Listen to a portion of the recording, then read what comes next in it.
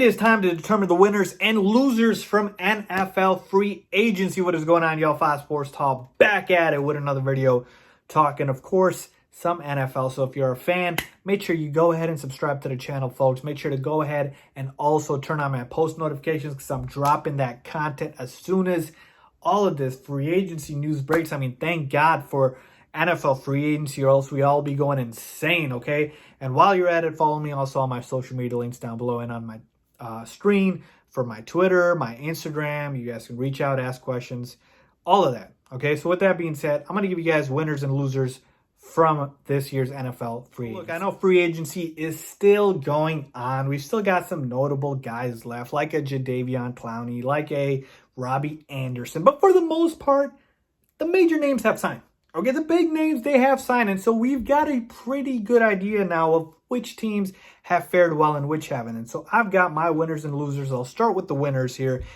And I'm just going to list them out for you guys. And we're going to go kind of rapid fire around. I'm not going to go into depth on each team's every single acquisition because we'd be here forever, okay? And so I'm just going to talk about the big names, the high level, the big moves that they made, and why I feel like they have come out of this either a winner or a loser. So let's start with the winners. Can I get a drum roll, please? You know, I've got 4 teams.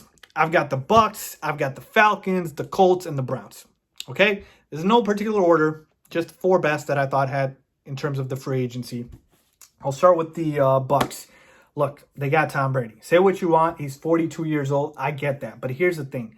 The biggest reason the Bucs are winners is they went from irrelevant to relevant. Nobody cared about the Tampa Bay Buccaneers, and now they've got Tom Brady at 42. By the way, do you know what Tom Brady's TD to INT ratio was last year at 42 years old?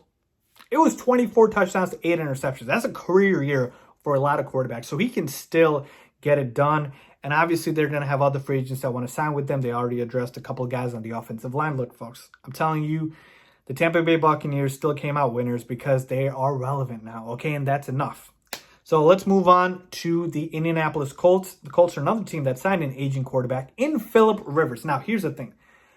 I don't think Phillip Rivers is that great anymore, obviously. But with the Colts, a team that has solid coaching, a great offensive line, a solid defense, a solid run game, have all the elements of a stable organization in a mildly, decent division, nothing fantastic. Phillip Rivers is still better than Jacoby Brissett. And so they saw an opportunity to go in and go all in on this year by bringing in a guy like a Phillip Rivers, who, like I said, I still believe he's better. And they also traded away their 13th overall pick for a DeForest Buckner from the 49ers because they realized, we can take advantage. We can take advantage this year and go for it all. And why not? You know what? I like it. It's a 1-year deal. So there's no long-term commitment. So I like what the Colts are doing. I think they've had a great free agency. Let's move on to the Falcons. Okay, here's the thing with the Falcons. They really surprised me because they had cut Devontae Freeman. We thought they were just, after losing Austin Hooper, it was just going to be, okay, the Falcons team. I mean, they're falling in a division that has the Bucs with Tom Brady now, the Saints who added Emmanuel Sanders. So I got worried, but they've done a pretty good job of rebounding. You added Hayden Hurst. You added Todd Gurley for just $6 million. I mean, this is going to be a revamped team now, and you got those guys for cheap. And so I think the Falcons did a great job of addressing their losses with just as decent, if not a little bit worse, cheap options. I mean, Gurley's better than Devontae Freeman, and I know Hayden Hurst isn't as good as Austin Hooper, but he's very underrated, okay? So to me, pretty good free agency for the Falcons. We're going to talk about the Cleveland Browns now. Folks, they took the guy that I wanted my Bears to get in Austin Hooper. That was the best free tight end available.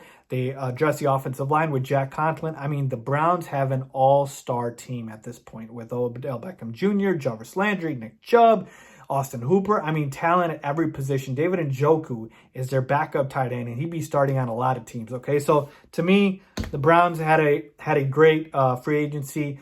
They've added a number of guys, so I really like what the Cleveland Browns are doing. Obviously, on paper, they look great. Let's see what happens on the field. Let's move on to the losers now, and I've got 3 of them.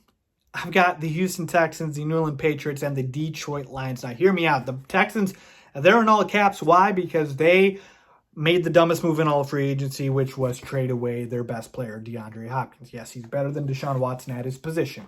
DeAndre Hopkins. They traded him for a second and a fourth round pick. I already ripped him in the video, so I don't need to go into full detail here. But just to let you guys know again, Stephon Diggs went for a number 1 pick. And you couldn't get that for DeAndre Hopkins. Bill O'Brien should be fired immediately. They shouldn't let him within, 100 feet of Houston, the city, like literally 100 miles even, whatever the case may be. Bill O'Brien needs to be gone, okay? And they had the audacity, and I should say Bill O'Brien did, to replace DeAndre Hopkins with Randall Cobb. Randall Cobb. Okay, if he was a signing on its own, I wouldn't have bashed it, but Randall Cobb to replace DeAndre Hopkins, I mean, you get an F. I mean, I'm sorry. There's nothing you can do to not be a loser in this free agency with a move like that, okay? Let's move on to another team, the New England Patriots. Look, this has not just everything to do with them losing Tom Brady, but also the fact that they haven't really made any significant moves, okay? They lost a bunch of their players to other teams, notably to Detroit, who's another team that I have as a loser here, which I'll get to in a second. But the fact is, they didn't address quarterback with Tom Brady leaving. Are you going to just hand the franchise over to Jarrett Stidham? Like, is he ready yet? And so to me, the Patriots look like they've just been in a wait-and-see mode. And that could be fine. Again, I don't want to bet against Bill Belichick. He's got 6 rings. He knows more football than any of us. But at this point, just from a personnel perspective, the Patriots haven't done anything notable in that division. And if you were to ask me right now, I think the Bills are the best team in that division. Okay, so I'm going to go with Patriots as a loser. And finally, the Detroit Lions. Now, look, personnel-wise, they've had some decent moves. They've addressed offensive line. They have gotten a bunch of players from the Patriots, which again, that doesn't mean it's great or anything, because Matt Patricia, just because you get players from Bill Belichick doesn't mean they'll be good. But this has more to do with Matt Patricia. After they traded away their best cornerback in Darius Slay, and how Darius Slay, go and look this up, he ripped apart Matt Patricia, talking about Matt Patricia thinks too highly of himself. That to me is a culture issue, folks. And to me, that's a big red flag here for the Detroit Lions. I mean, with how Matt Patricia is, leading that team, according to reports, I mean, that's a scary sign here. He's not Bill Belichick, and he thinks he is. And to me, the Detroit Lions are headed in the wrong direction. And they didn't add anyone notable. They replaced Darius Slay with a worser cornerback in Desmond Trufant. So to me, they haven't gotten better.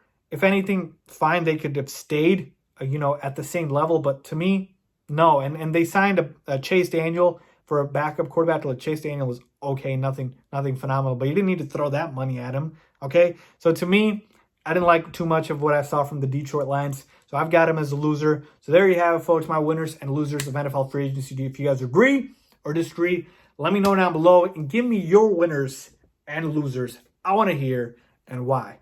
As always, thanks for watching.